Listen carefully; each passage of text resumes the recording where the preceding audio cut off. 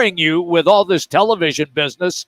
We apologize, but we're going to bore you some more because now the Pac-12 expects to release details of its media rights. Now they're saying in the near future. However, we have figured out, looking at sources like ESPN and The Athletic, they have a couple of ideas that they say is going to be a mix of streaming and linear options, and it is expected to be on par with the ACC and Big 12 money-wise, but it's not included in the major carriers. It is a mix of streaming and linear options. Yeah, it's a mix of this is kind of the potential, folks. So if you're ASU, U of A, whoever you're an alumnus of in the Pac-12, or just love following the Pac-12, sure.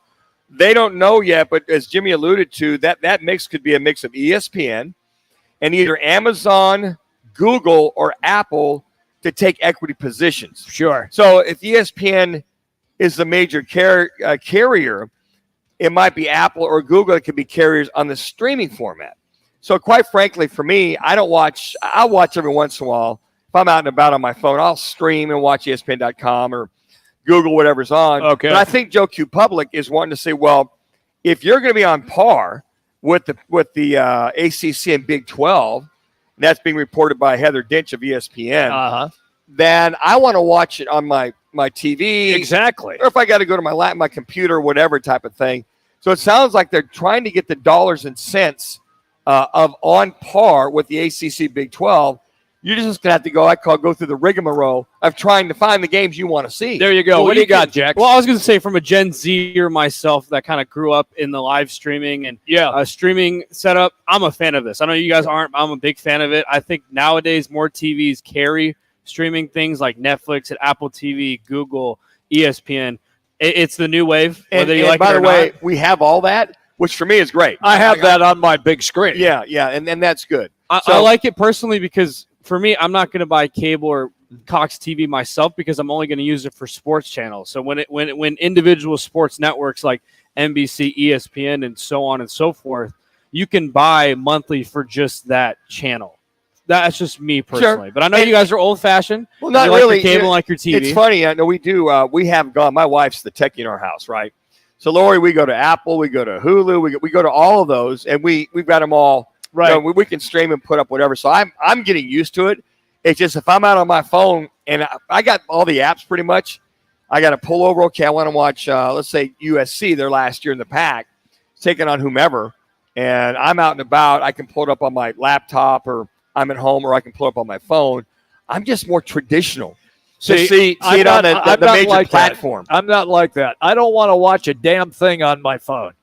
Well, it's not even like your phone. I'm going to go to a sports bar that has it and watch it on the big screen. It's not even on your phone, Jimmy. It's more like the fact that it's like an accessibility where people can buy. You can actually pick it up on your phone. No, you can, but it's not like the majority of people. Like, I don't watch sports on my phone. I watch it on a TV too. Yeah. But I watch it through the ESPN app instead of like cable or Cox itself. Okay. Don't worry, Jimmy.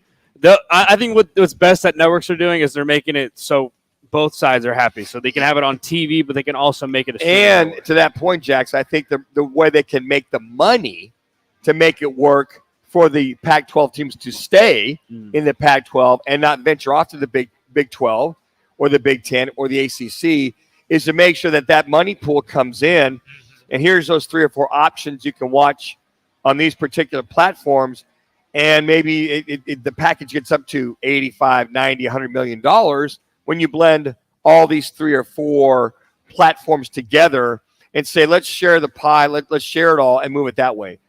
There's many ways to skin a cat, but if they're going to get on par, not lose Arizona State, that's what they're saying. Yeah. That they hope that it'll be on par. Well, yeah. Then you see conferences like the SEC network and the ACC network. Right. Well, they're ESPN subdivisions, but they have their own channel too. Sure. So I'm hoping the Pac-12 does something like that, because while I was at Montana or even anywhere over the Pacific Northwest, most people don't have Cox. So people can't watch Cox 1 and 2. The After Dark games, 90% of the country can't watch. Well, Jack, there's the Pac-12 network too, so you can watch Pac-12 network. What I mean is like a different like an ESPN or a Google or something, that's a plus that they're Sure, carrying it it is. versus Cox Cable carrying it. Well, right. And then the only way you can get Pac-12 Network is with Cox. Cox Cable. That Yeah, was it. yeah, exactly. It was ridiculous. So, but I mean, they do have their own network, what you do, but I think DirecTV still hasn't worked it out.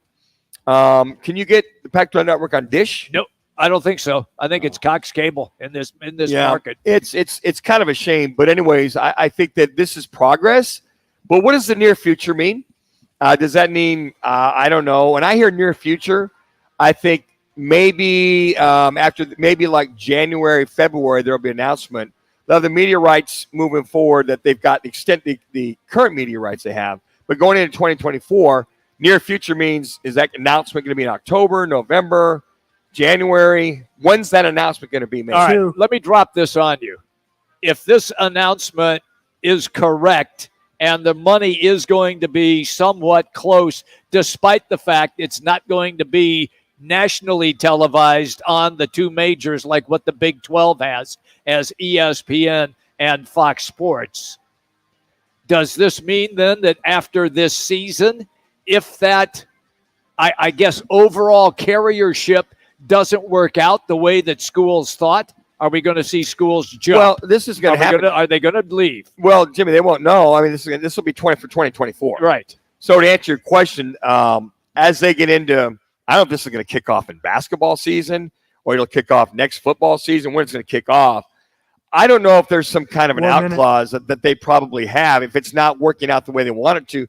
All these schools care about is, okay, if it's $100 million contract, or let's say it's a $1 billion contract, Okay. how much money are the 12 schools going to get, soon to be 10 schools, since USC and UCLA are leaving, are they going to get? I think it's all about how much money they got coming in and what that dollar and cents is going to be when they get it figured out. Mm-hmm. So right now, another report's coming out saying that this could be floated out on Friday in 3 days as to dollars, cents, ramifications.